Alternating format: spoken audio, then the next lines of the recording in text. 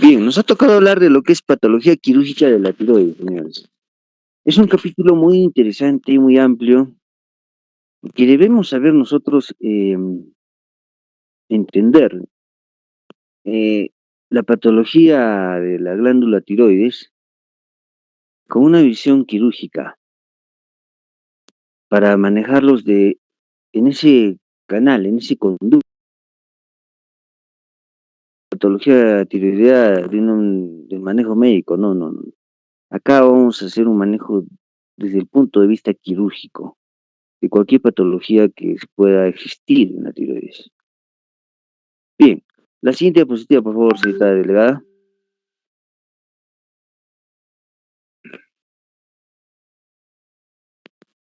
Bien, para empezar, tenemos ahí una imagen anatómica de lo que es la glándula tiroides, ¿no? Está situada delante de la tráquea, cerca de los grandes vasos de lo que es la carótida, la yugular interna. Definitivamente, es una localización muy crítica de la glándula tiroides, compromete esas estructuras vitales, que puede ser la carótida común, la vena yugular interna, que puede ser la tráquea o la laringe. De ahí su importancia de su localización anatómica. Es una glándula endocrina. Endocrina, ¿por qué? Porque sintetiza hormonas que circulan en la sangre de nuestro organismo. Pesa aproximadamente en personas normales 20 gramos. Está formado por dos lóbulos y un istmo. Eh, Casi siempre, esto, el istmo casi siempre está ubicado por debajo del hueso cricoides. O sea, no, del hueso no, del cartílago cricoides. Hay un error ahí en la tipeo. Bueno, dos tipos de celulares. Hay células foliculares y células parafoliculares, o células C. Esos son tipos celulares en la tiroides. Pero ustedes básicamente acá céntrense en la parte de la localización anatómica de la glándula tiroides, sus relaciones con esas estructuras vitales e importantes como son grandes vasos, como es la vía aérea superior, y eso nos va a permitir entender muchos aspectos de la patología de la tiroides para poder manejar de una manera adecuada y no tener complicaciones, ¿no? De la siguiente, por favor, delegada. Ahí vemos, por ejemplo, una disección anatómica de la glándula tiroides en un cadáver, ¿no? Vemos cómo está adherida, ¿no? A través de una fascia, a través de tejido adiposo, a la tráquea, a la laringe, ¿no? Y ahí al costado vemos cómo es que se ha hecho la disección, la extirpación de la glándula tiroides, ¿no? Que se tiene que hacer en algunos casos, en algunas patologías muy complejas o muy severas. Señorita delegada, por favor, me toma, mejor al final tomamos la asistencia, ¿ya? Los señores están asistiendo a la sesión, se están saliendo y vamos conforme corresponde. La siguiente, por favor.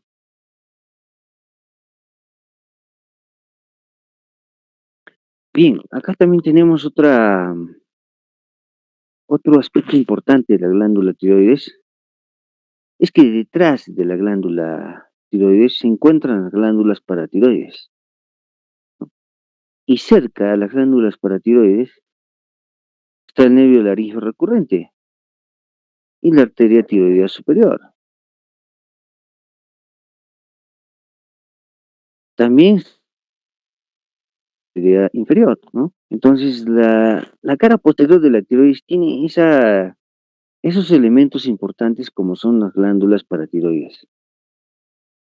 Es importante preservar las paratiroides en una cirugía de tiroides. ¿Por qué? Porque de lo contrario vamos a tener cuadros de hipoparatiroidismo, que van a ser cuadros muy complicados, cuadros muy severos de tratar, porque la glándula tiroides tiene que ver con la regulación del calcio a nivel, a nivel del plasma, a nivel de la circulación sanguínea, ¿no? Y las relaciones anatómicas con esas arterias y ese nervio tan importante que es el nervio laríngeo recurrente. Por lo tanto, estas relaciones anatómicas tienen que ser una condición sine qua non para que ustedes puedan entender la patología quirúrgica de la tiroides. Entonces, en cirugías de tiroides, cuidar mucho los nervios, los vasos relacionados y también las glándulas paratiroideas. La siguiente, por favor. Bien, la glándula tiroides, como hemos visto, ¿no? Tiene unas células foliculares y parafoliculares. En esas glándulas producen las hormonas tiroideas, ¿no? Producen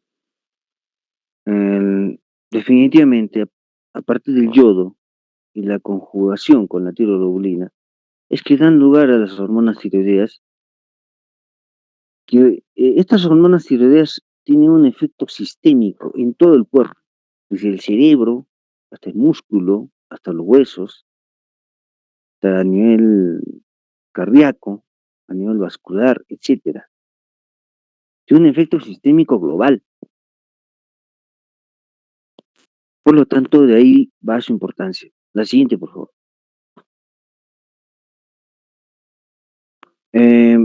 El transporte de la hormona T3 y T4, que son el producto final de la síntesis de la hormona tiroidea, circulan en forma libre. Hay forma libre y forma unida a proteínas, ¿no?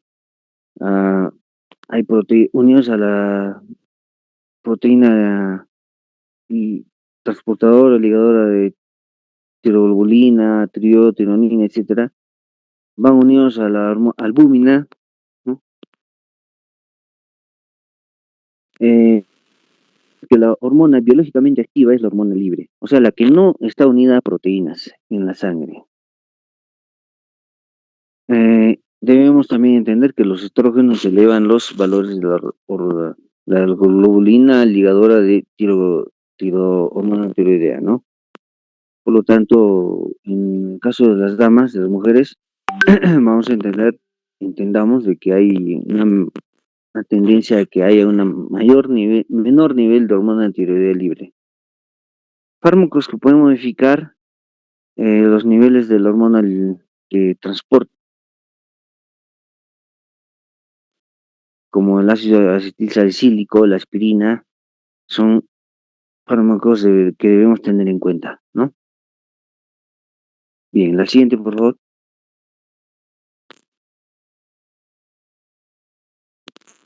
Bien, debemos entender que la glándula tiroides está dominada por la hipófisis, en la adenohipófisis, ¿no? Que es la hipófisis anterior. En la adenohipófisis está que producen la TSH, hormona estimulante de la tiroides, que regula la función de la hormona de la glándula tiroides. ¿Cómo lo hace? Si se incrementa la TSH, que es la hormona estimulante de la tiroides empieza a producir mayor cantidad de hormonas tiroideas. Si la hormona estimulante de la tiroides, que es la TSH, se reduce, entonces la tiroides produce una menor cantidad de hormona tiroidea. Hacen una especie de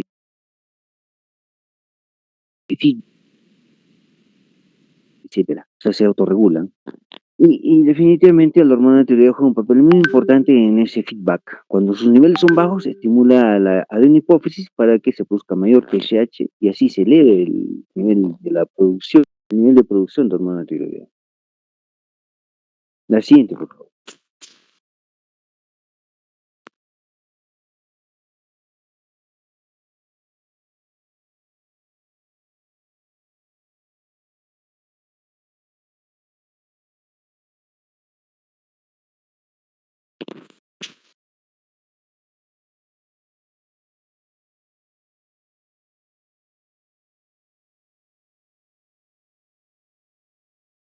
Bien, esto es lo que les tomé.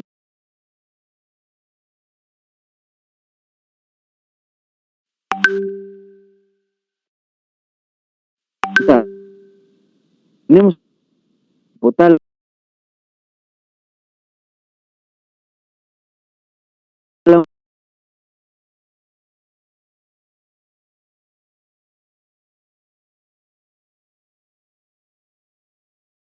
como la hipófisis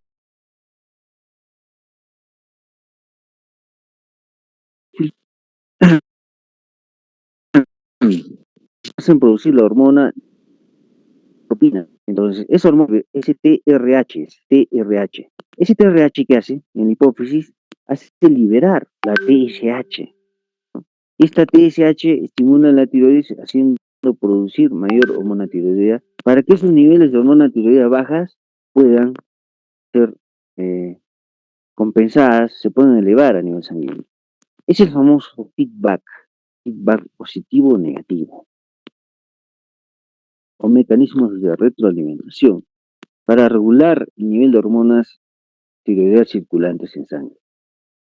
Yo creo que está sencillo de entenderlo, ¿no? La siguiente, por favor.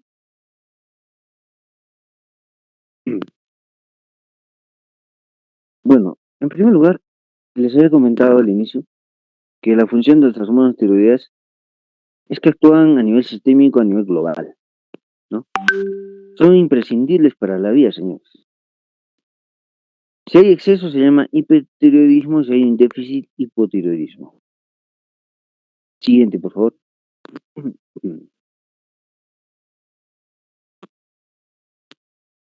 Tiene funciones en todos los órganos, señores. A nivel cardiovascular, como les mencionaba, ¿no? A nivel de la piel y las uñas, etcétera. A nivel del sistema nervioso central, ¿no? Haciendo producir mediadores excitadores o depresores del sistema nervioso central. Definitivamente, los mediadores a nivel cerebral más comunes son la dopamina, la serotonina, la acetilcolina, etcétera, y muchos otros más. A nivel del sistema respiratorio también tiene sus implicancias, sus repercusiones, las hormonas tiroideas. A nivel digestivo también, cuando hay un exceso se incrementa el tránsito gastrointestinal.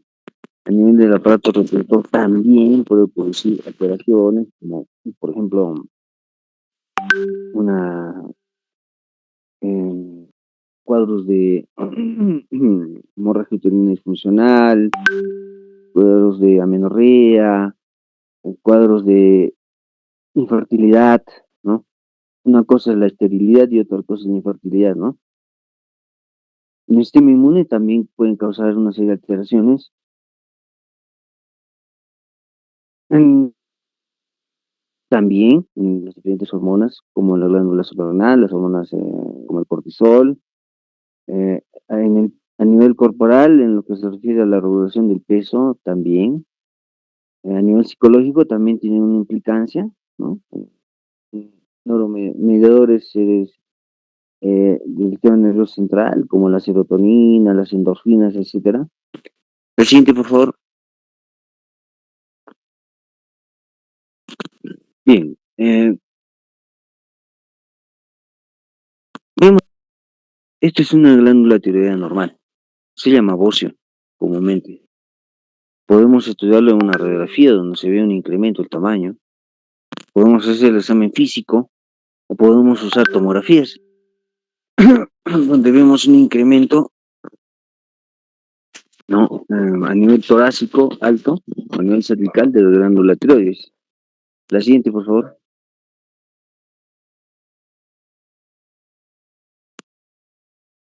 En el sistema cardiovascular podemos rescatar, modifican la frecuencia cardíaca por inducción de receptores cardíacos. O sea, las hormonas tiroideas hacen sintetizar un mayor número de receptores cardíacos. ¿Qué significa? Que va a haber mayor taquicardia, ¿no? Cuando hay un exceso de hormonas tiroideas, va a haber taquicardia, una mayor contractilidad miocárdica. Modifican la tensión arterial por efecto sinérgico con las catecolaminas. Hacen ese efecto sinérgico.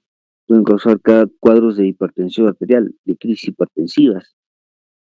Puede haber derrames pericárdicos en el caso del hipotiroidismo, alteraciones electrocardiográficas, el QRS, la amplitud del voltaje, también puede ser bajo en el hipotiroidismo y alto en el hipertiroidismo, causando la predisposición a unas arritmias cardíacas que pueden ser letales, o a cuadros de bradicardia en el caso del hipotiroidismo.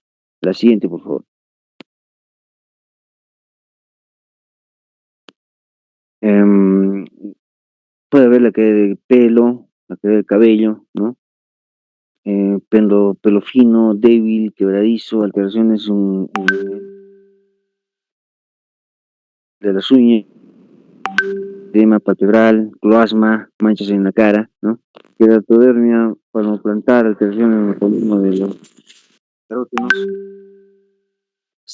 una especie de engrosamiento a nivel de las palmas de las manos, de la planta de los pies, etcétera.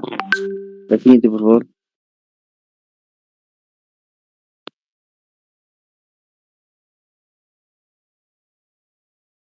La siguiente, por favor.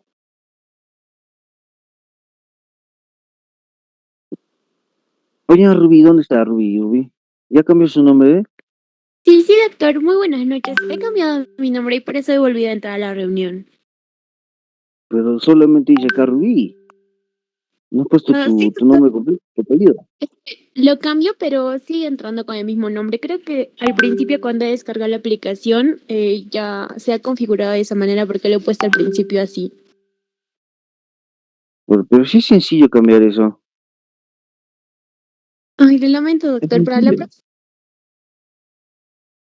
próxima lo voy a... Compañero Brian Reina, ¿está o no está? Doctor, buenas noches. ¿Me escucha? Recién te escucho. Hace un momento te llamé y no estabas. Ya, Sí, bien. doctor. Cambie su Es nombre, que por favor. A la siguiente sesión, ¿ya? A la siguiente sesión, el que no esté con su nombre, apellido completo, lo voy a retirar de la videoconferencia. ¿Listo? Sí, Bien. doctor, muchas gracias.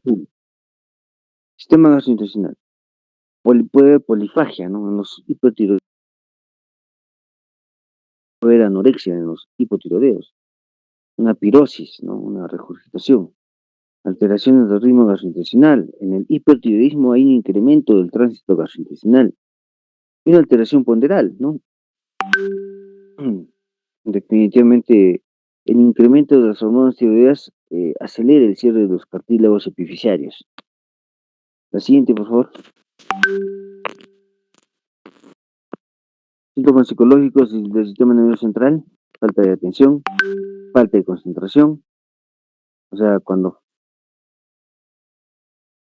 falta o está en exceso ya hay una falta de, en el caso de tiroideos. En el caso de los hipotiroideos, hay una falta de atención porque el paciente está hipoactivo, la falta de concentración, la disminución de la memoria, irritabilidad en los hipotiroideos, la depresión en los hipotiroideos, la psicosis en los hipotiroideos, síndrome de túnel carpiano en los pacientes que tienen hipotiroidismo por incremento de la matriz extracelular, alteración de los reflejos osteotendinosos que están incrementados o hay hiperreflexia en los casos de hipotiroidismo, cretinismo en el caso de los pacientes con hipotiroidismo. Bien, participa en el desarrollo del sistema nervioso central en el periodo fetal y durante la niñez. La hormona tiroidea, por eso es importante en la niñez. Estimula la secreción de la hormona tiroidea, también, no, perdón, de la hormona de crecimiento. Por eso hay una conexión entre em, lo que es la hormona tiroidea y la hormona de crecimiento, ¿no? Hay una relación entre los niveles, a veces son sinérgicos. La siguiente, por favor.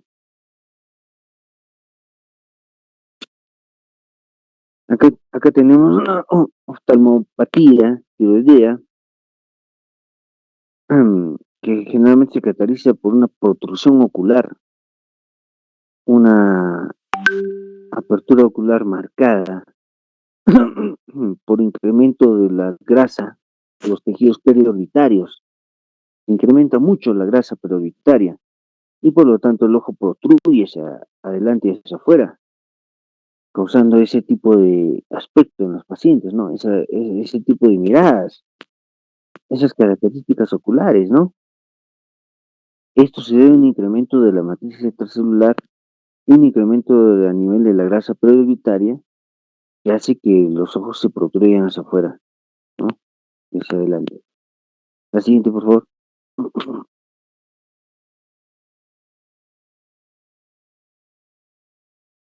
Bien, en el laboratorio tenemos que ver la TSH, la T3, la T4, si existen anticuerpos antitiroideos bloqueantes o estimulantes, profuncionales, como el estímulo de la hormona liberadora de TSH, estudios de imagen, como la ecografía tiroidea, que es importante, señores, la tomografía, la gamografía tiroidea, rastreo con yodo radioactivo, etcétera, que es importante para hacer un diagnóstico de la hiperfunción o de la hipofunción de la glándula tiroides. La siguiente, por favor.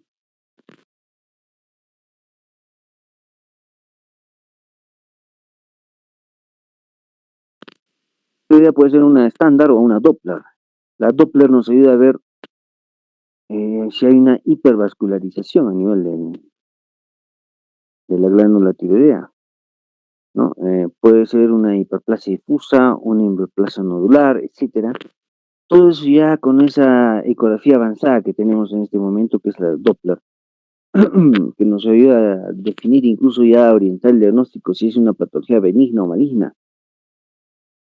Definitivamente es un apoyo importante para el diagnóstico de muchas patologías, tanto benignas, pueden ser tumores nódulos tiroideos benignos o cáncer de tiroides, ¿no?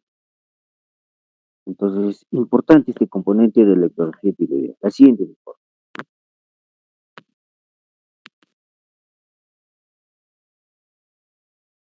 Bien, de manera que, señores, la gamografía tiroidea con tecnesio 99 o pernectato valora la explotación tiroidea de ese trazador, de ese marcador.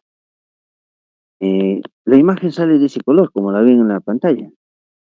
Cuando hay una captación marcada es porque hay una hiperfunción de la glándula tiroidea. Por lo tanto, hay un estado de hipertiroidismo. Puede ser un bósemo multinodular tóxico, no hay incremento de los nódulos tiroideos que hacen una hiperfunción. Lógicamente da un estado de hipertiroidismo marcado que puede conllevar incluso una crisis tirotóxica o una tormenta tiroidea, ¿no? Que son estados extremos de la función tiroidea. La siguiente, por favor.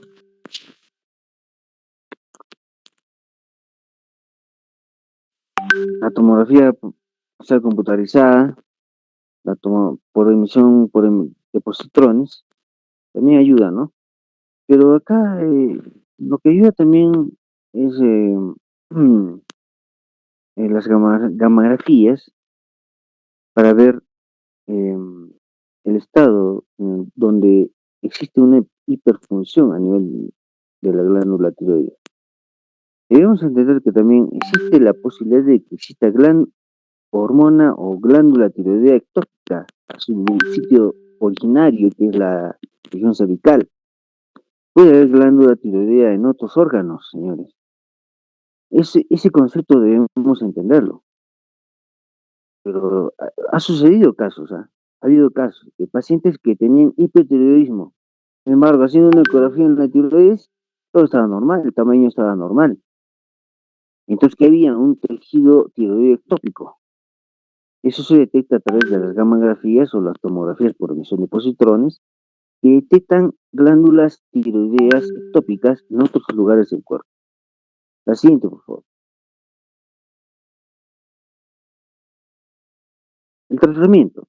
Uno puede ser la medicación, otro puede ser el yodo, y la segunda forma de tratar es la cirugía.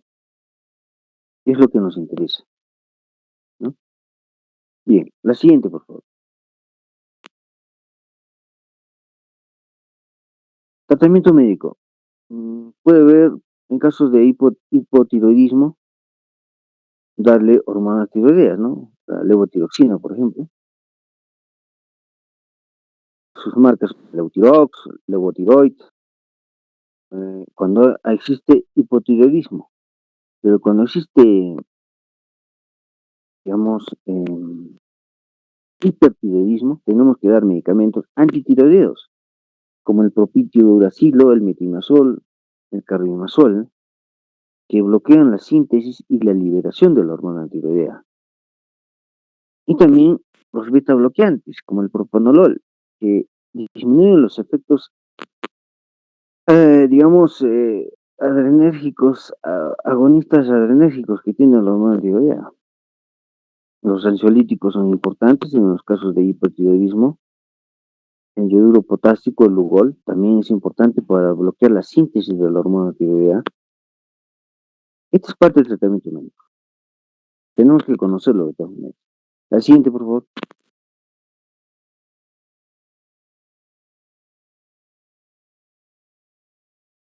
Yodo, ¿cuándo está indicado? Cuando existe hipertiroidismo autoinmune, cuando existe hipertiroidismo porque existe una hiperfunción, ¿no? Por el bocio multinodular, o existe cáncer de tiroides, ¿no? Ahí está indicado el yodo reactivo. Tiene un efecto rápido, cómodo y es eficaz. Dosis dependiente, dosis variable. O sea, este yodo reactivo, ¿qué es lo que hace? Reduce la producción y la liberación de la hormona tiroidea, ¿no? Bien, la siguiente, por favor. La cirugía tiroidea, ¿cuándo es indicada? O sea, no es indicada en todos los casos. Es indicado en casos de enfermedades graves base DOO, que es un bocio multinodular tóxico. En estos casos se hace pues una serie de procedimientos que vamos a ver enseguida. La enfermedad de graves base DOO en el embarazo, que puede condicionar un parto pretérmino o alteraciones fetales, ¿no? El bocio multinodular también es una indicación de cirugía tiroidea. El cáncer de tiroides con más razón todavía. Entonces, estas son las indicaciones de cirugía. Repitamos, la enfermedad de graves base DOO, la enfermedad de graves base DOO en el embarazo. En sí, la enfermedad de graves base DOO es una hiperfunción difusa de la glándula tiroides y un crecimiento marcado de la glándula tiroides. El bocio multinodular es que existen múltiples nódulos en la glándula tiroides que secretan hormona tiroidea y el cáncer de tiroides. Entonces, ¿qué tipo de procedimientos hacemos ahí? Hacemos tiroidectomías, o sea, recesiones parciales, tiroidectomía subtotal, o sea, casi completa, dejamos un pedazo o un fragmento de la glándula tiroides, o una tiroidectomía total, cuando ya pues la clínica o la medicación no puede controlar un estado de hipotiroidismo, ¿no? No puede controlar. O cuando existe un cáncer de tiroides, ¿no? Cuando existe un cáncer de tiroides, está recomendada la tiroidectomía total para erradicar esa neoplasia que puede ser metastásica de forma precoz, en forma rápida. Es una de las neoplasias más agresivas del cáncer de tiroides. Y invade rápidamente lo que es la tráquea, los grandes vasos, pudiendo producir la muerte del paciente. Entonces, estos tres procedimientos quirúrgicos, tiroidectomía, o sea, la resección parcial de la tiroides, la tiroidectomía subtotal, que es la resección casi completa de la tiroides, dejando un fragmento para que pueda suplir la hormona tiroidea en forma continua permanente. O la tiroidectomía total, en la cual se hace la ablación completa de la glándula para darle un tratamiento continuo y permanente de hormona tiroidea. En esto en casos de cáncer, principalmente. Por favor. Bien, complicaciones de la cirugía. Cuando hacemos los diferentes procedimientos que hemos mencionado, puede haber hipotiroidismo post cirugía, hipoparatiroidismo, como hemos visto por las glándulas paratiroideas que están detrás en la cara posterior de los lóbulos de la glándula tiroides, parálisis del nervio laríngeo recurrente con problemas de la voz, disfonía, ¿no? etcétera, ¿no? Son las complicaciones más frecuentes de la cirugía. Si hablamos de frecuencia, una de las principales complicaciones es el hipotiroidismo y también le sigue el hipoparatiroidismo. Por eso es importante, señores, conocer la anatomía para no resecar las hormonas paratiroideas y tampoco lesionar el nervio laríngeo recurrente, ¿no? La siguiente, por favor.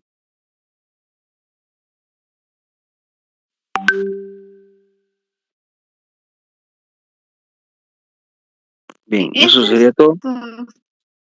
Muy bien, señores.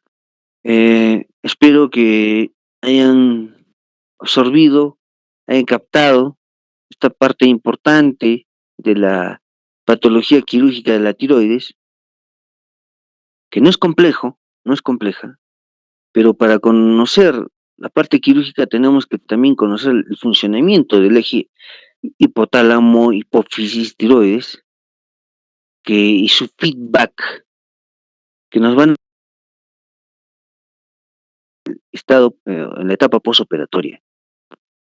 No es por gusto que hemos repasado la parte de la fisiología, la parte de los medicamentos, no. El cirujano tiene que saber manejar a su paciente, al postoperado tiene que saber manejarlo. Manejar el hipotiroidismo, manejar la parálisis del nervio laríngeo recurrente, manejar esas complicaciones relacionadas a la cirugía, los hematomas, etcétera. Bien, entonces, hasta este punto quisiera preguntar si hay alguna duda respecto a la patología quirúrgica de la tiroides.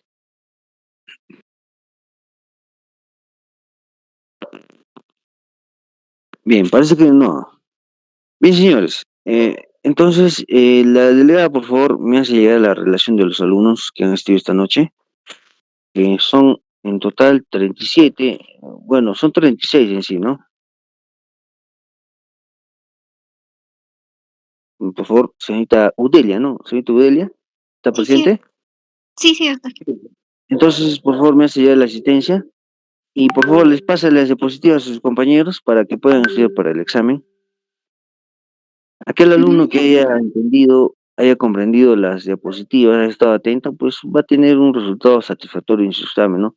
Porque lo que yo estoy haciendo es sacar la parte más importante o sustancial de los temas que estamos tratando para que puedan ser útiles para ustedes y puedan de alguna manera aprovechar esta parte, este componente que es la cirugía de cabeza y cuello y sobre todo la cirugía o la patología quirúrgica de la tiroides.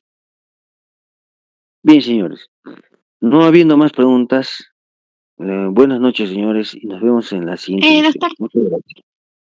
Sí, doctor, dígame.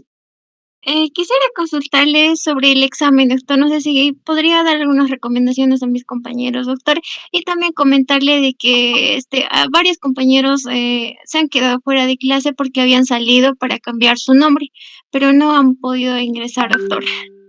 Pero solamente es Nuevamente. uno, ¿ah? Marco Meneses, nada más. Sí, sí, me comentó también el compañero.